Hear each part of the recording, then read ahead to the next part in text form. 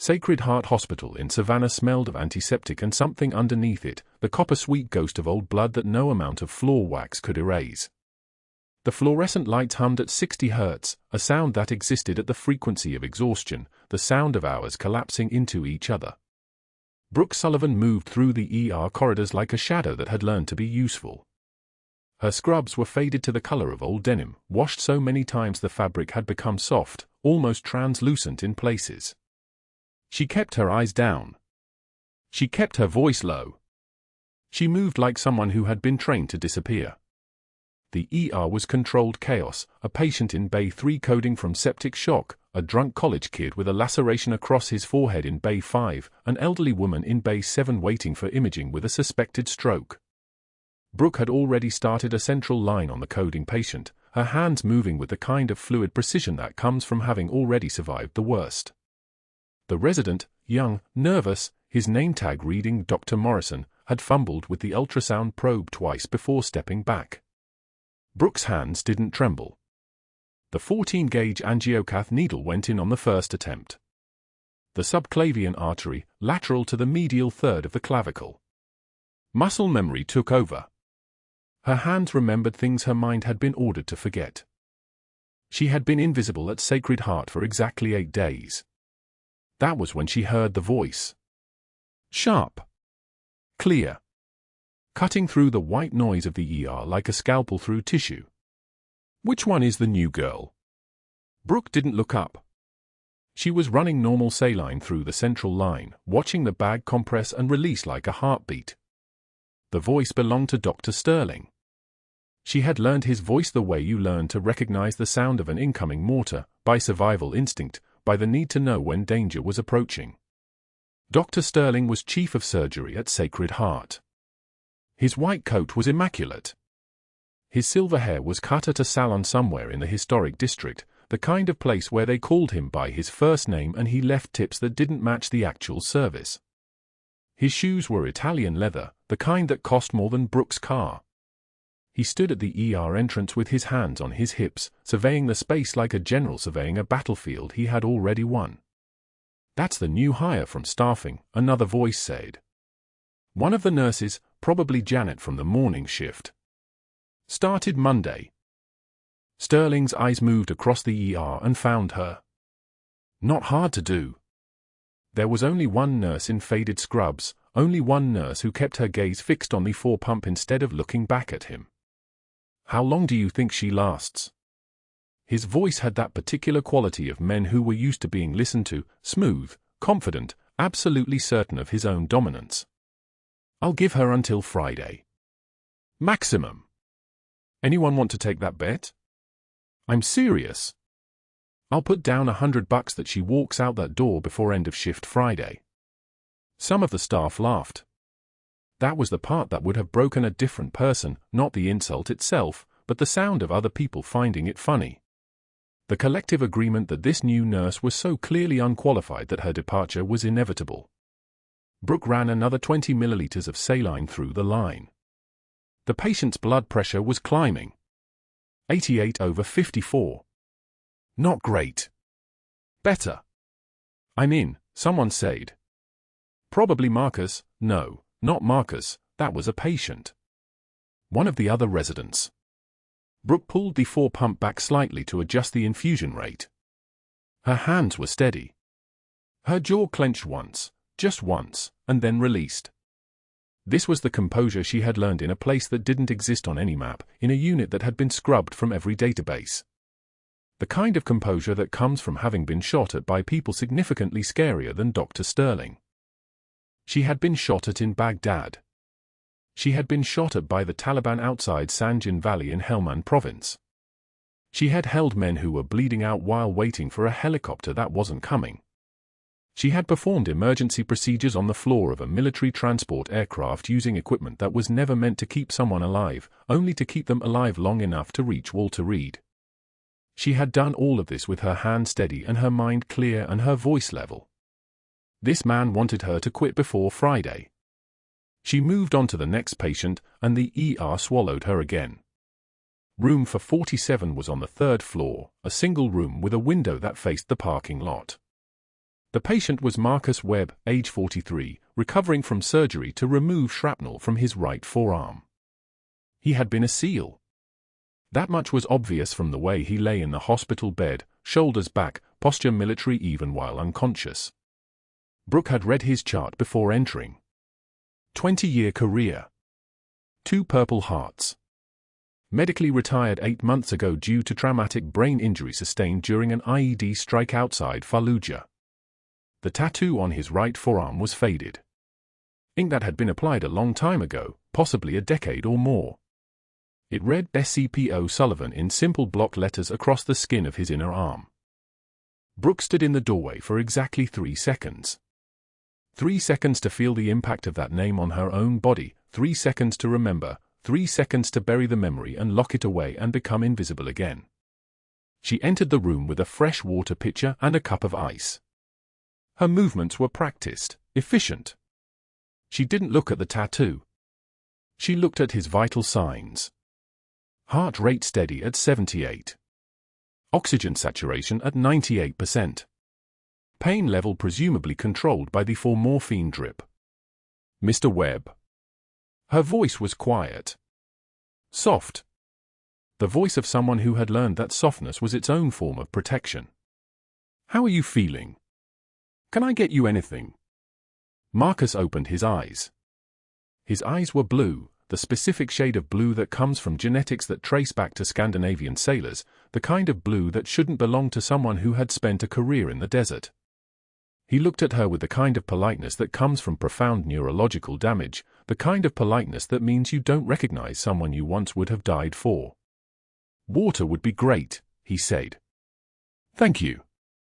She poured water from the pitcher into the cup, watching the ice shift. The sound it made was small, a gentle clinking, the sound of something cold and clean. She placed the cup on his bedside table and adjusted it slightly so it was within easy reach. She noticed, then, something else. Beneath his hospital gown, visible at the neckline, there was a jacket folded on the chair beside his bed. Military issue. She had seen the same jacket worn by 100 soldiers across 1,000 deployments. On the visible edge of the jacket, sewn into what appeared to be the inner lining, there was a small patch of faded fabric. Olive drab. Frayed at the edges.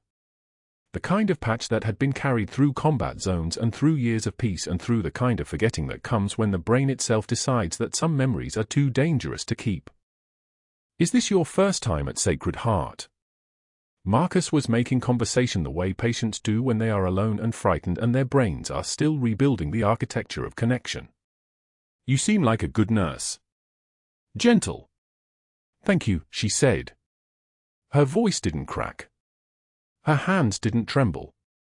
She was a woman who had learned to contain multitudes, the woman who moved through the ER corridors invisible, the woman whose name was tattooed on a warrior's skin, the woman whose patch was still sewn into the lining of a jacket that had survived Fallujah. All of these women existed in one body, all of them were her, and only one of them was allowed to breathe right now. I'll check on you in a few minutes. Just rest. She left the room. The door closed with a soft hydraulic wheeze. Brooke made it to the supply closet on the 4th floor before she stopped. The supply closet was empty except for boxes of syringes and 4 bags and compression bandages stacked to the ceiling.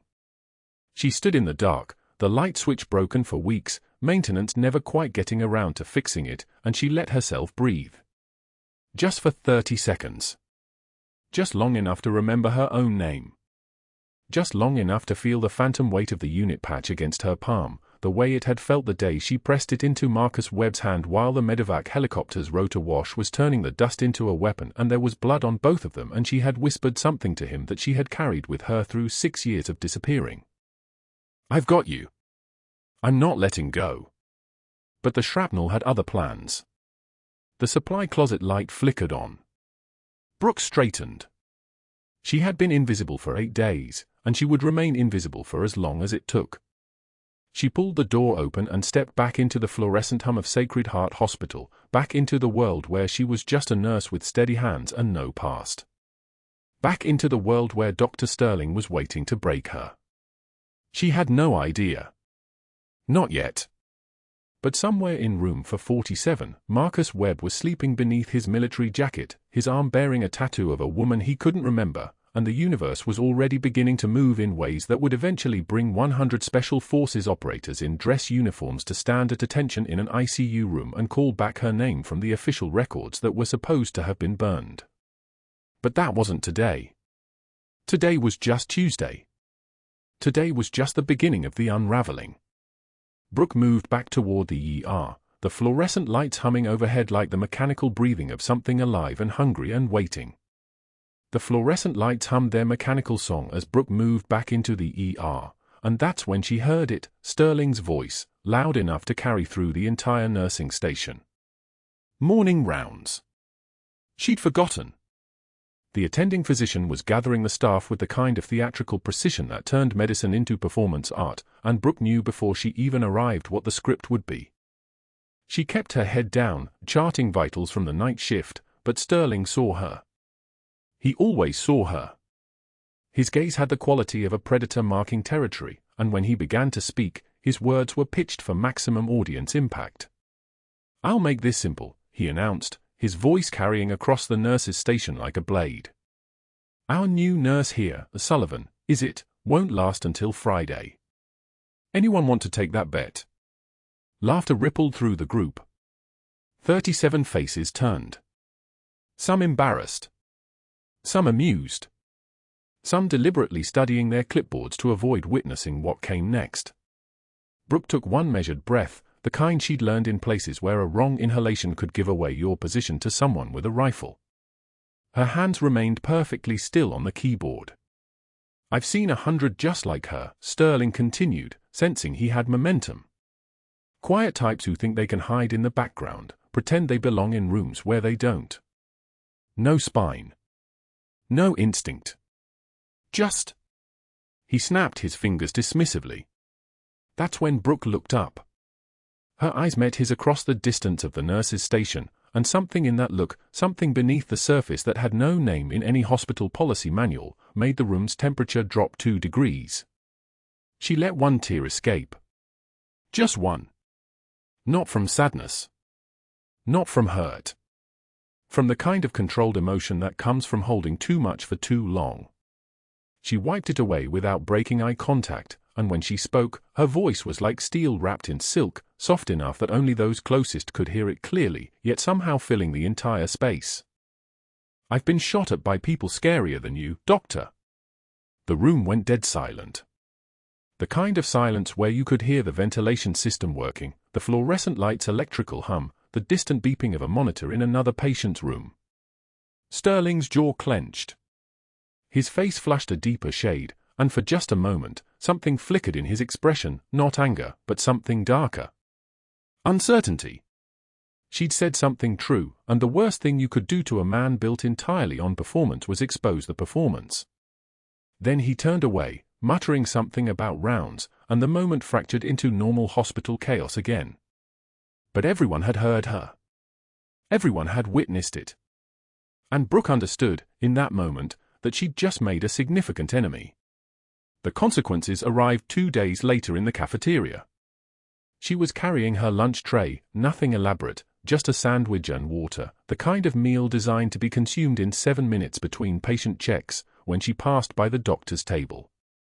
Sterling was sitting with 3 other attending physicians, his posture the kind of relaxed confidence that came from a lifetime of never facing consequences. He stood abruptly, and his shoulder, whether accident or intention was irrelevant, struck her tray directly from her hands. The impact was clinical and perfect. The Salisbury steak, the green beans, the plastic cup of applesauce scattered across the tile floor in an expanding pattern. Food splattered against her scrubs. The tray clattered with the metallic ring of stainless steel. And in that moment of chaos, Sterling bent down and picked up one of her fallen items, a patient chart she'd been reviewing, and dropped it deliberately at her feet. "Pick that up, sweetheart," he said, his voice smooth as expensive bourbon. "That's more your speed than actual medicine." 40 people watched. The cafeteria had gone quiet the way spaces do when predators are feeding. She could feel the weight of their attention, the particular flavor of discomfort that comes from witnessing someone's humiliation. Brooke took one measured breath. She bent down, her movements precise and unhurried, and collected the chart from the floor. The corner was smudged with gravy. She straightened, looking directly at Sterling, and handed it back to him. "Room for 47 needs new dressing orders," she said, her voice level and professional. "The current protocol will cause infection in 18 hours. She walked away. Didn't wait for his response. Didn't engage in the emotional currency he was trying to force. She simply stated a medical fact and left, her scrub stained, her dignity somehow intact in a way that made the watching crowd uncomfortable. Because she hadn't reacted the way bullies needed you to react. She hadn't shown anger or humiliation or tears. She'd just spoken truth and walked away. Sterling hated that. The next morning, when Brooke arrived for her shift, she found her assignment board completely restructured. Every interesting case, the post-op patients who needed close monitoring, the cardiac admits that required real assessment, the kinds of patients that taught you medicine through doing, had been reassigned. Instead, she'd been scheduled for bedpan rounds, vital sign checks, and patient transport. The kind of work that required minimal judgment, minimal thinking, minimal visibility. And every time Sterling passed the nurse's station over the following 2 days, he called her sweetheart in that particular way that was technically not an insult, technically not harassment, technically nothing a hospital administrator would act on if reported. But the tone carried the message. You're invisible. You're beneath me. You'll never belong here. Brooke accepted each assignment without comment. Performed each task with meticulous care. And somewhere inside her, in the part of her that had been trained in places that didn't appear on any map, she simply filed the information away. Sterling was establishing dominance through systematic exclusion. Stage 2 of institutional bullying. It meant he didn't see her as a threat yet. It meant his actual power, real and institutional, was all he believed he needed. But that assessment was incomplete. At 2 a.m. on a Tuesday, the kind of hour when the hospital became a different creature entirely, when the skeleton crew moved through corridors with the muted efficiency of people working in a zone where emergencies didn't get managed, they simply occurred. Brooke was charting in the ICU when Marcus Webb's monitor alarmed. The sound cut through her concentration like a scalpel. Not a gentle alarm. A full cardiac event. She was moving before conscious thought could form, across 15 feet of hallway in a pattern of motion that looked hurried to normal eyes but was actually the compressed efficiency of someone who'd done this in worse light, worse conditions, worse odds. She reached his room in 12 seconds. His blood pressure was dropping, 98/60 and still declining. His neck veins were distended, bulging like the veins of an overdosed patient, except Marcus hadn't overdosed. His respirations were rapid, shallow, the pattern of someone whose body was screaming that the pump wasn't working. Beck's triad. Cardiac tamponade. Fluid in the pericardium, compressing the heart, choking it, squeezing the chambers until they couldn't fill, couldn't pump, couldn't do the single job they existed for. The on-call resident, Dr. Chen, was standing frozen at the foot of the bed. His hands were shaking. His eyes had that glassy quality of someone whose training had encountered a problem not covered by protocol, and protocol was the only language he spoke. I can't, he stammered. Brooke moved past him toward the bedside. Her hands, the same hands that had trembled in front of Dr. Sterling 2 days ago while crying with perfect composure, were now perfectly steady. She positioned Marcus supine, her movements economical and practiced. She prepped his chest with betadine solution, the acrid smell of antiseptic filling the immediate space. She located the anatomical landmarks, the angle between the xiphoid process and the left costal margin, with the kind of unconscious precision that came from having done this not in simulations but in the real world, with mortality waiting in the margins. The pericardiocentesis needle went in at 45 degrees, sliding through tissue, past ribs, toward the fluid that was suffocating his heart. When the needle punctured the pericardial sac, the release was almost audible, a subtle hiss of pressure equalizing. The syringe filled with 60 milliliters of blood. Then 70. Marcus's blood pressure began climbing almost immediately. 84/52. 91/58. His respiration slowed. His oxygen saturation on the monitor climbed into the mid-90s. His eyes fluttered open, unfocused and confused, and for one moment they seemed to see her, really see her, not as a stranger in scrubs but as something deeper, something his traumatized brain recognized even if his conscious mind couldn't access the memory. His hand moved, almost reaching for her. Then his eyes lost focus again, and he drifted back into the medication-induced haze where he existed now. Dr. Chen stared at the monitor, at Marcus's stabilizing vitals, at the syringe in Brooke's hand now filling with blood that had been suffocating a man's heart just moments ago. Where did you learn? He started. I've done it before, Brooke said quietly. She disposed of the needle with the precision of someone who'd done this in dust storms, in darkness, in conditions where cross-contamination was the least of your concerns. But that wasn't the worst part. The worst part came an hour later when Dr. Sterling stormed into the ICU with 2 board members and a lawyer in tow, his face the color of a ripe tomato, his voice loud enough to violate every hospital quiet standard that was theoretically in place for patient care. She practiced beyond her scope, he announced, directing the statement not at Brooke but at the board members, as if she were a laboratory specimen they were examining together. Emergency or not, a nurse does not perform procedures reserved for physicians. I want her credentials reviewed, her license questioned, and her employment suspended pending investigation. He turned to her now, and his smile was the smile of a man who believed he'd finally won. Effective immediately. You're done here, sweetheart. The board members nodded. They didn't ask questions. They didn't consult the protocol that stated emergency life-saving measures superseded scope limitations. They simply accepted Sterling's narrative as established fact. Within 15 minutes, hospital security had escorted Brooke from the ICU, from her locker where her name tag sat beside a small faded unit patch sewn into the lining of her jacket, the only piece of her real identity she'd kept, and from Sacred Heart Hospital itself. She walked out into the Savannah morning with her security escort, her badge removed, her employment terminated, and somewhere in the institutional machinery of the hospital, a man named Sterling was already drafting the termination paperwork that would justify his actions. What he didn't know was that she'd already made 3 phone calls from the parking lot, each to a number that wasn't in any phone book.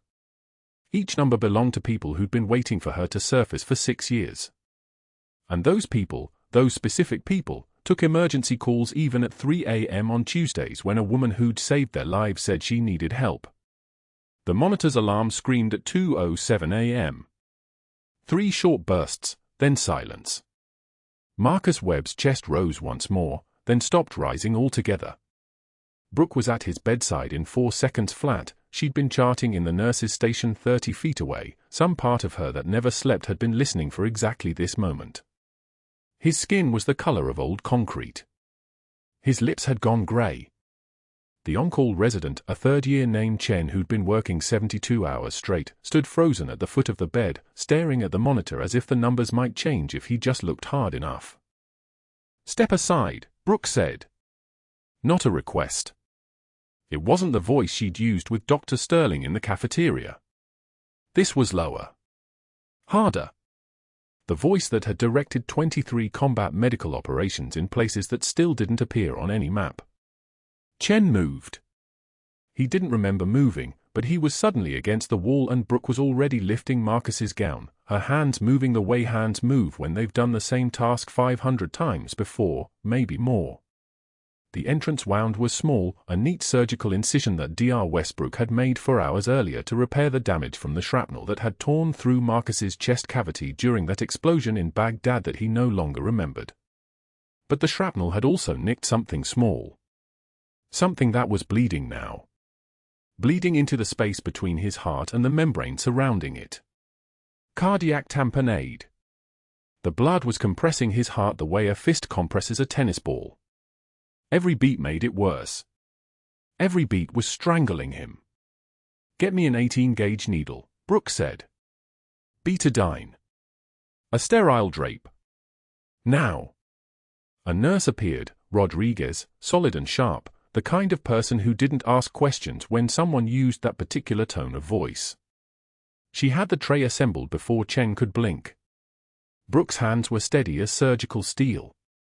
She cleansed the skin just below Marcus's left rib cage, the spot where the needle needed to go, the spot between the 5th and 6th ribs where the fluid was pooling like a lake drowning a man from the inside.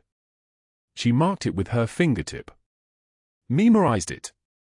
The needle was already in her hand, 18 gauge, 2¼ inches, a long thin lance of polished metal that caught the fluorescent light.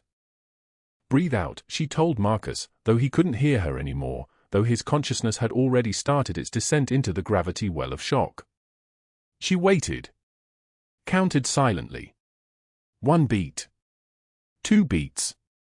The needle went in on the exhale, angled toward his shoulder, sliding between the ribs with a sensation like pushing through leather. Skin. Muscle. Fascia.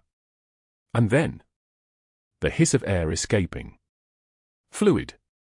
Dark and old and wrong, gushing back through the needle like a syringe draining an abscess the size of a fist. 20 milliliters. 40. 60. The pressure released. The heart had room to beat again. Had room to work. The monitor stuttered, hiccuped, then found its rhythm. 84 beats per minute. Then 90. Sinus rhythm. Clean as a metronome. O2 sat. Brooke asked. 92, Rodriguez said. Her voice was steady but her eyes were wide. She'd seen a lot of nurses work. She'd never seen anything like this. Type and cross for 4 units. Get me 2 liters of normal saline running wide open. We're going to lose that blood if we don't replace it fast. Brooke was already moving to the phone, already calling down to the surgical suite, already doing the 10,000 calculations that separated a saved life from a dead patient. This is Sacred Heart ICU. We need a surgeon in the OR. Cardiac tamponade secondary to iatrogenic injury. Patient stable now, but we need coverage fast. The surgery resident on call, a man named Paulson who actually knew what he was doing, was in the hospital within 16 minutes. Brooke had Marcus stable enough to move by then. His blood pressure was holding at 110/68. His oxygen saturation had climbed to 97%. His heart was doing what hearts do when they are not being strangled by their own blood. She'd saved him. The way she'd saved 37 other people across 3 continents and 4 wars. The way her hands remembered how to do this even though her official title was just nurse, even though nobody here knew she'd been doing this since before Chen was born, since before he finished high school, since before he even decided to go to medical school. The doors burst open at 3:14 a.m. Not Paulson. Brooke registered the faces in the 3 seconds it took her to identify the threat level, and there was a threat level. Dr. Sterling. 2 people she didn't recognize but whose body language screamed board members or hospital administration. And a man in a suit holding a folder the size of a weekend bag. Everyone out, Sterling said. His voice was ice and venom. Now. Except you. He pointed at Brooke with the kind of gesture you'd use to indicate a used napkin. Rodriguez left. Chen left. The tech left. Brooke remained at Marcus's bedside, her hand still resting on his arm, monitoring his pulse, feeling his blood pressure through the artery at his wrist. Steady. Strong. Alive. You performed an invasive procedure, Sterling said. His jaw was clenched so tight the tendon showed in his neck. Without physician authorization. Without consent. Without any medical credentials that authorize. Pericardiocentesis. Brooke's voice was still that lower register. Steel wrapped in velvet. 18-gauge needle.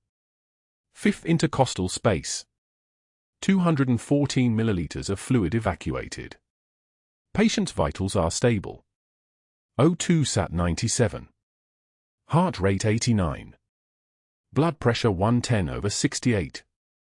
He was dead 30 minutes ago. Now he's not. You're welcome to find a problem with that. The suit, the lawyer, she realized now, stepped forward. His name badge read Thomas Keene, State Medical Board investigator. Ms. Sullivan, you understand that nurses are not authorized to perform needle decompression or pericardiocentesis procedures. Those are exclusively within the scope of physician practice. I understand he would have died. Brooke turned to look at Keane, and for just a moment, the weight of 6 years of war and secrets and living under a false name passed across her face like a shadow. She controlled it immediately. Locked it down. But it was there long enough for everyone to see that something about this woman was not what it appeared to be. He did die, actually. For approximately 4 minutes. Then he stopped being dead. You want to file a complaint about that? This is exactly the kind of dangerous deviation we suspected, Sterling said. He was pacing now, his hands clenched, a man who'd prepared a narrative and was furious to find reality hadn't cooperated. He pulled a document from the folder. Then another. Then a stack. You lied on your application. Your references have been questioned regarding the validity of your credentials. Your previous employers report inconsistencies in your work history. There are gaps. Entire years that you cannot account for. And now you've performed a surgical procedure that you had no authorization to perform. Brooke didn't move. Didn't defend herself. Didn't explain the gaps or the inconsistencies or the parts of her life that had been classified and erased and buried by the same Department of Defense that had given her the order to become invisible 6 years ago. One of the board members shifted his weight, clearly uncomfortable. The other kept his eyes on his phone. Effective immediately, you are suspended pending a full investigation, Sterling continued. You are not to return to this hospital. You are not to contact any patients. You are not to. Dr. Sterling. Brooke's voice cut through his words like a blade through fabric. Quiet. Final. You're going to want to sit down. Excuse me. When the Department of Defense calls, and they're going to call, you're going to want to be sitting down. Because what I did for Marcus Webb tonight is nothing compared to what I've done in places you can't imagine for people you'll never meet. And when they ask you about the nurse you just suspended, you're going to tell them that you made a mistake. That you were operating on incomplete information. That you apologize and you want to cooperate fully with any investigation they conduct. The silence stretched out. Long enough to feel the air pressure change. Long enough for Keane to realize he'd just made a very, very serious mistake. Long enough for Sterling to understand that he'd been playing checkers against a chess grandmaster who'd been winning wars when he was still worried about his board certifications. That was a threat, Sterling said. His voice had lost some of its certainty. That was information, Brooke corrected. She turned back to Marcus, back to monitoring his pulse, back to being just a nurse with faded scrubs and a past that nobody was supposed to know about. You can go now. All of you. He needs rest. And so do I. They left. Sterling left last, his jaw working, his mind already calculating what he'd just heard, how many phone calls he'd made, how many people he'd contacted, what leverage he actually had against a woman who'd just indicated with surgical precision that she had access to federal resources he couldn't even imagine. By the time the elevator doors closed on the 3rd floor, he was already looking for another angle. Already strategizing. Already deciding that what he'd started wasn't finished yet. But that wasn't the worst part. While Sterling was planning his next move, while Keane was deleting his text messages, while the board members were already composing explanations for their wives, a former Iraqi translator named Rashid was sitting in the ER waiting room with a bandaged arm, staring at a medical chart with Brooke Sullivan's name on it, and remembering. He remembered the medic in Baghdad. He remembered her carrying a SCPO, a senior chief petty officer, through crossfire. He remembered her voice, low and steady, saying "I've got you, and I'm not letting go." And he was already dialing numbers. Numbers he probably shouldn't have kept all these years. Numbers that connected to people who'd been waiting for Brooke Sullivan to resurface for 6 years, just waiting for the moment when she'd finally need help and they could come collect on a debt that transcended rank, transcended war, transcended everything except the simple fact that she'd saved lives, and some people didn't forget that. Dr. Sterling moved through his network like a surgeon cutting tissue, each call a precise incision designed to bleed her credibility dry. He started with the board members, the ones who owed him favors stretching back 7 years, hospital politics written in handshakes and unspoken debts. The first call came at 8:11 a.m. She exceeded her scope. Performed a procedure without authorization. We need to protect the institution. He didn't mention that the procedure had saved a man's life. He didn't mention that his own incompetence had nearly ended it. The second board member took the call at lunch. Emergency services, sure, but there's documentation we need. Liability questions. Sterling had prepared his ground with the precision of a general moving troops. By noon, 3 board members had agreed to convene an emergency review. The paperwork was already drafted. He dated it 2 days before the incident, backdating the concerns to make it look systemic rather than personal. Then came the references. Sterling obtained the list from Brooke's personnel file: 3 former supervisors, 2 colleagues from previous hospitals, a nursing school professor. He called them methodically, his voice calibrated to sound concerned rather than vindictive. I'm doing due diligence. There are some questions about her clinical judgment. To the school professor, she was capable, but we're wondering if there were any red flags. To the first former supervisor, did she ever seem to operate outside established protocols? He planted seeds with the precision of a botanist who knew exactly where the weeds would grow. He didn't lie. Lies could be disproven. He implied. He asked leading questions. He let the words hang in the space between what was said and what was inferred. By 4 p.m., he had documented 3 concerns from independent sources. By 5 p.m., the outside investigator had been contacted. The investigator arrived Thursday morning at Sacred Heart, a tall man with a handshake that lasted just a beat too long with Sterling. They'd been roommates at Duke Medical School 13 years ago, and some debts matured like fine wine. Just a routine review, Sterling said, coffee in hand, his demeanor absolutely reasonable. She performed a procedure we're questioning. Need the state board to verify her credentials. What Sterling didn't say was that he'd already called the state board himself, from a blocked number, asking if there were any open investigations into Brooke Sullivan. The investigator nodded, making notes. He spent for hours reviewing her file, interviewing staff who'd worked beside her, speaking to floor nurses who'd never had cause to complain but who understood the unspoken message: this woman's future was being questioned, and Sterling controlled the narrative. By Thursday evening, the investigator had 3 potential areas of concern. By Friday morning, the formal letter was drafted. 72 hours after her suspension, Brooke Sullivan sat in the waiting room of the Savannah VA hospital, hands folded in her lap, watching them shake like they belonged to someone else. The fluorescent panels above hummed their mechanical drone, a sound she'd learned to tune out years ago but never could quite silence. Around her sat men with missing fingers, men with prosthetics that clicked against the linoleum, men whose eyes tracked movement in the periphery because the suburbs of Baghdad had taught them to never fully relax. She recognized 3 of them. Patterson, who'd caught shrapnel in his left thigh during a convoy ambush. Rodriguez, who'd lost 2 fingers to an IED but still found work as a mechanic.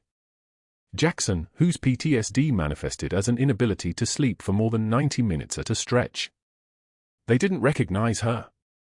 The tremors in her hands had started Wednesday evening and hadn't stopped. The Savannah VA stress clinic had diagnosed anxiety-induced tremors, suggested beta blockers, offered cognitive behavioral therapy.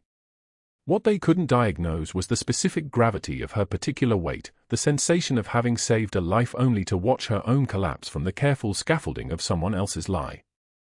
She sat in that waiting room and felt the architecture of her second identity crumble. For 6 years she'd been invisible. For 6 years she'd worn scrubs like a costume, performed the role of a competent but unremarkable nurse, kept her medical decisions safely within the prescribed boundaries that kept her hidden. Then Marcus had crashed. Then her hands had remembered Baghdad. Then everything she'd buried had surfaced.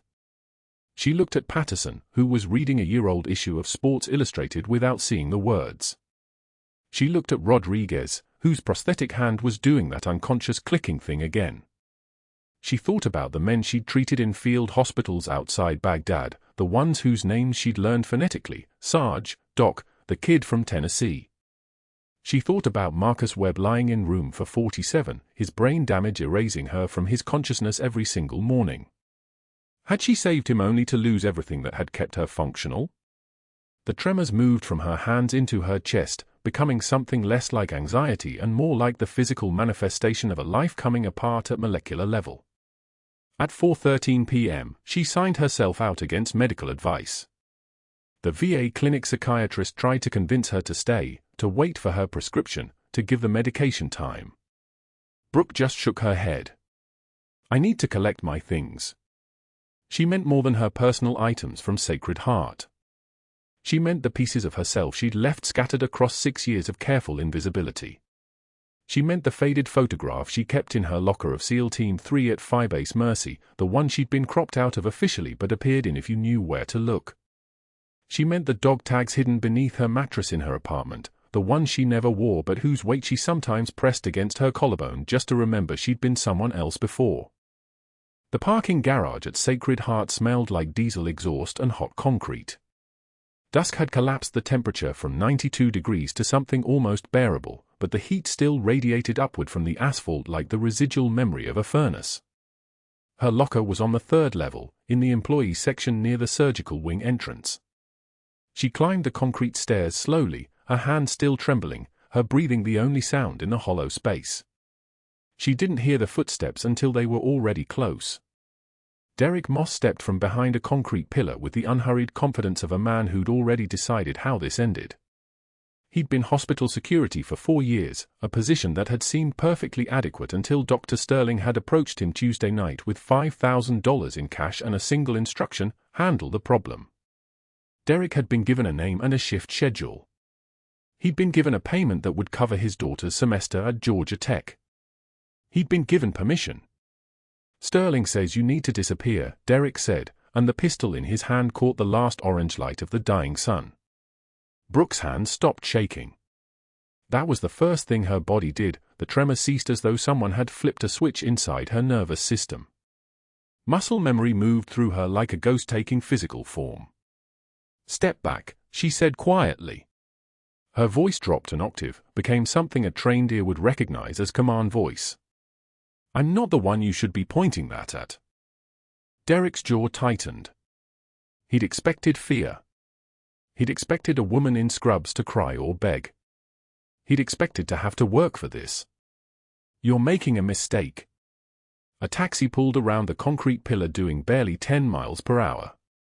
It braked hard. Marcus Webb stumbled out, moving slowly but with purpose, the surgical incision across his chest visible where his unbuttoned shirt flapped against his still healing ribs.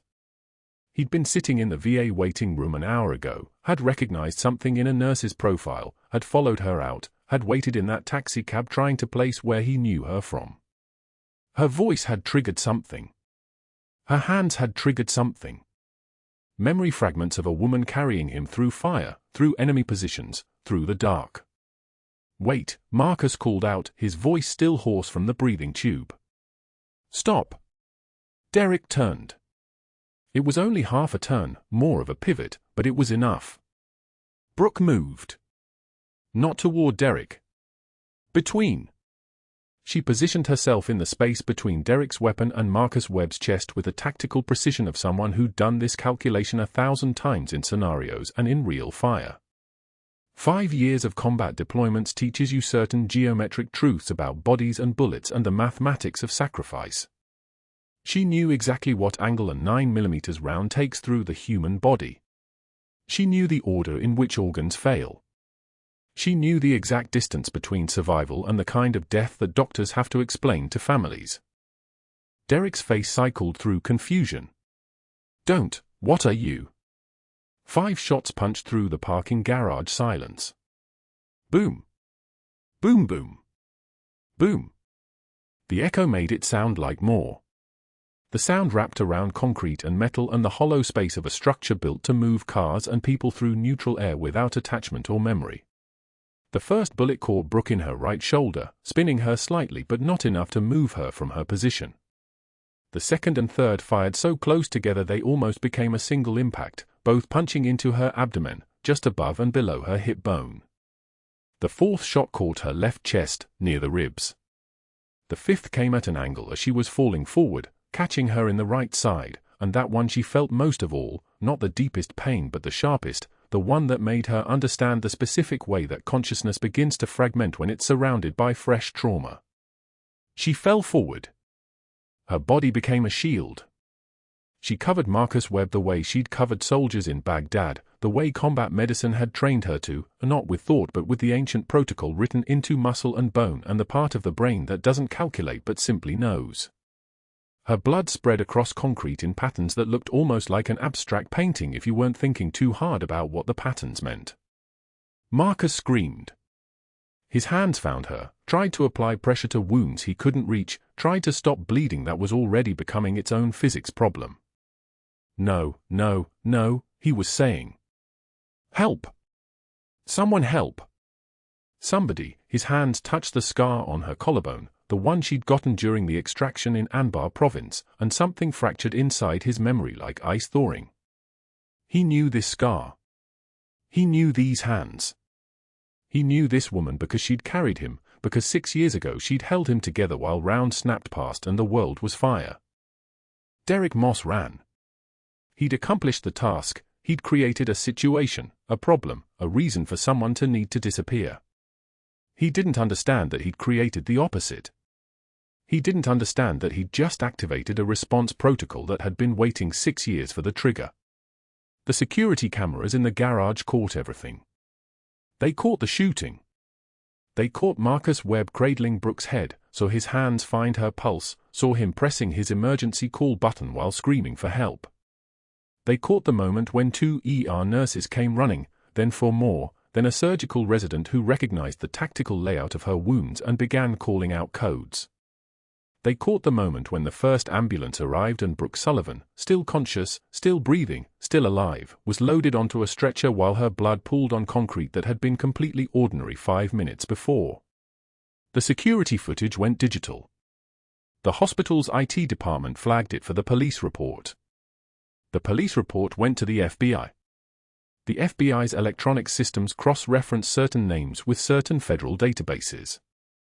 The databases came to life. And somewhere in a command center that didn't officially exist, someone looked at a name that wasn't supposed to surface for another 4 years and made a phone call.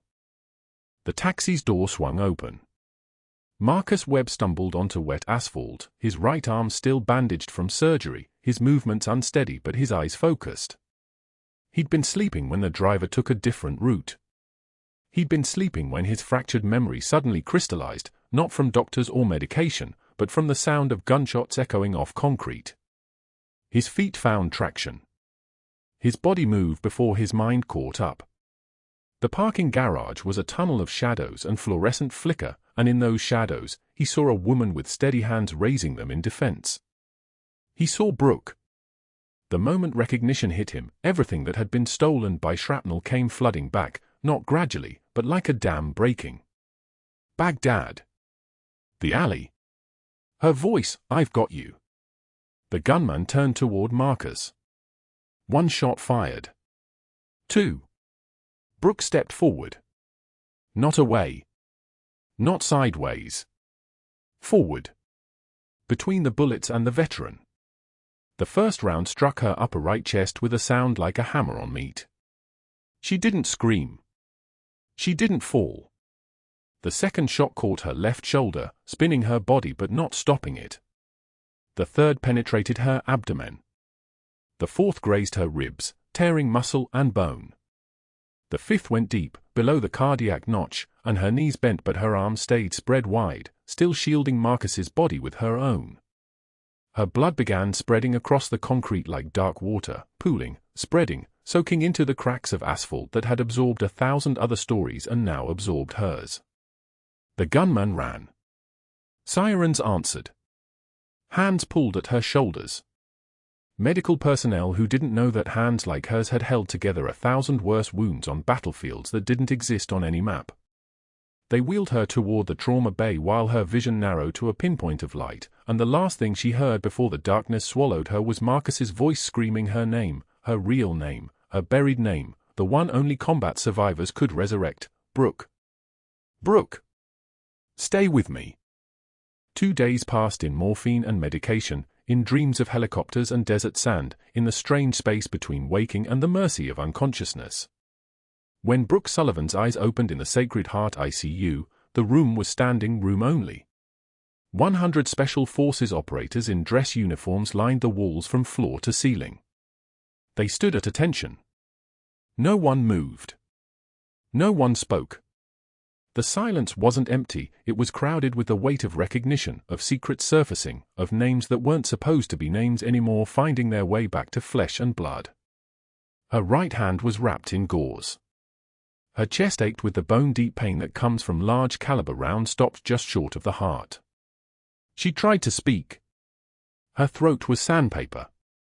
A small voice interrupted.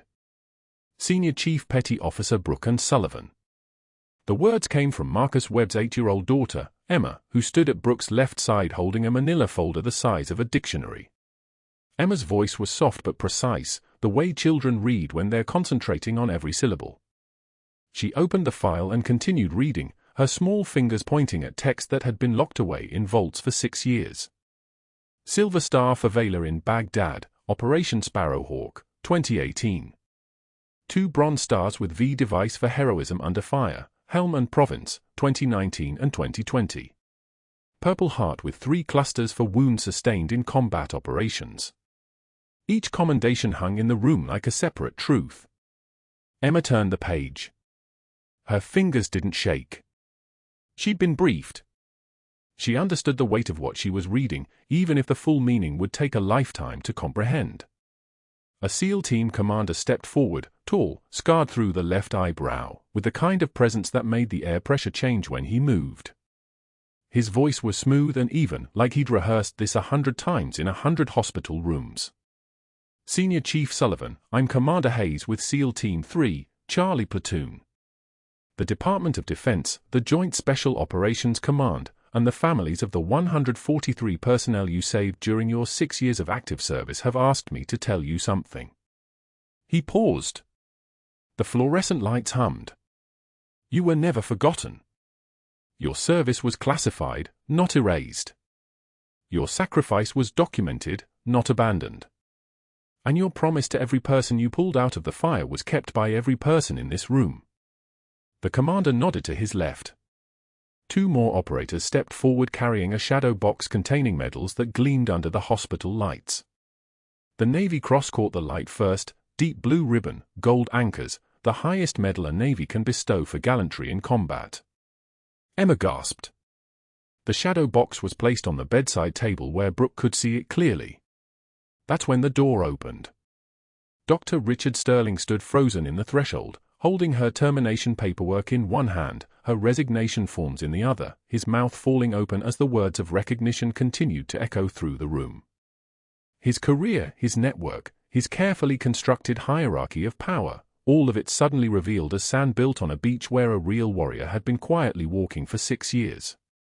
The color drained from his face. He'd fired a shadow. He'd humiliated a legend. He'd tried to erase someone the Pentagon had already tried to bury and failed. The room went so quiet you could hear his breathing accelerate. His eyes moved from the medals to the uniform-clad operators to Brooke's steady gaze, and he finally understood what he'd been standing next to all along. An hour later, 2 FBI agents arrived, Special Agent Morrison and Special Agent Chen, both moving with the efficient precision of people who'd shut down corruption before and knew exactly how to do it again. Morrison walked directly to Dr. Sterling, who'd been standing in the hallway, frozen, waiting. Chen held a tablet displaying digital forensics. Dr. Richard Sterling, we have evidence you accessed Sacred Heart's medical database 47 times in the past week, attempting to forge Nurse Sullivan's credentials and create fabricated disciplinary records. Morrison's voice carried into the ICU loud enough for every staff member to hear, the nurses, the residents, the aides, the orderlies, everyone Sterling had ever called incompetent. Your login credentials. Your IP address. Your digital fingerprints all over manufactured complaints. Chen continued without emotion. We also have traced $5,000 from your personal account to Derek Moss, the man we arrested 15 minutes ago for attempted murder in the parking garage. That was a contract. You signed it in blood. Sterling opened his mouth. No words came out. His hands trembled. This was the mask drop in reverse, the moment when arrogance crumbled and cowardice rose to the surface like something bloated from the bottom of a river. Morrison raised her hands. Richard Sterling, you're under arrest for conspiracy to commit murder, fraud, forgery of medical documents, and obstruction of justice. The handcuffs came out. They clicked with the most satisfying sound Brooke had ever heard, the clean, definitive sound of consequences arriving. The agents led him out in a perp walk past the day shift nurses he'd humiliated, past the residents he'd destroyed, past Marcus Webb who stood in the hallway with tears on his face. Every person he'd ever bullied watched him go. The board members who'd voted to support him suddenly discovered pressing engagements elsewhere. Gregory Walsh, the hospital administrator who'd signed her suspension paperwork, announced his resignation within 2 hours. Thomas Keene, the state investigator Sterling had hired, was suspended pending an ethics review that would end his career. The conspiracy unraveled backward from Sterling's arrest like a sweater pulled by the wrong thread. 6 months later, the sun hung low over Savannah's streets, painting everything gold and shadow. Brooke Sullivan walked down Victory Drive in her navy dress uniform, the fabric tailored to fit perfectly, her medals pinned above her left breast, silver star, 2 bronze stars, 3 purple hearts, and the navy cross glowing against dark blue like constellation points. Her left shoulder still ached when the weather changed. Her right rib still reminded her of the bullets with sharp catches when she breathed too deeply. But her hands were steady. They would always be steady. Through the window of a strip mall between a dry cleaner and a tax preparation service, she saw a card table. On that table sat a folding chair and a man in a shirt with stains on the collar. Above the table, a handwritten sign in black marker, Sterling Insurance Services. Dr. Richard Sterling looked up from his card table with its bowl of mints and single brochure, and his eyes met hers through the glass. He recognized her immediately. His face went white. She continued walking without breaking stride, without slowing down, without acknowledging him. He was already erased. He was already irrelevant. He was already a footnote in a story that had never really included him. The naval base was 3 blocks away. Inside the base's ceremonial hall, flags hung from the ceiling, American, Navy, Joint Special Operations Command. An admiral in full dress white stood at attention. And beside him stood Marcus Webb in his own dress uniform, his dress blues fitting perfectly despite the months of physical therapy, his 8-year-old daughter Emma standing between her father and a front row seat. When Brooke walked into that hall, Marcus came to attention. When the admiral approached with the Navy Cross, the highest medal a Navy can award, and pinned it to Brooke's chest, Marcus saluted. His arm rose in perfect alignment, his fingers extended in the military salute, his eyes locked forward, and tears streamed down his face like he was crying rain. Emma reached out and took Brooke's left hand. In Brooke's right hand, she held something small and faded, a unit patch, the cloth worn thin from 6 years of being kept inside a jacket lining, 6 years of being kept close to the heart. Marcus had carried it every day. Marcus had never let it go. Because Brooke had whispered a promise the day she'd torn that patch from her own uniform and pressed it into his palm on an extraction point in Baghdad, "I've got you, and I'm not letting go." The admiral shook her hand. The room stood and applauded. But Brooke's eyes were on Marcus and Emma, on the family that had been broken by war and held together by a woman who was never supposed to surface, who wore an invisible rank in scrubs and dress uniforms, who carried the weight of 143 people through 6 years of silence. The frame held on that moment. Marcus's salute. Emma's hand. The faded patch. The promise kept. On screen, white text appeared, "Heroes walk among us. Sometimes in scrub saving lives in the dark." The screen faded to black. Then a card appeared inviting viewers to subscribe, to like, and to comment with their own stories of quiet heroism they'd witnessed, the people around them who carried invisible scars and performed invisible acts of courage.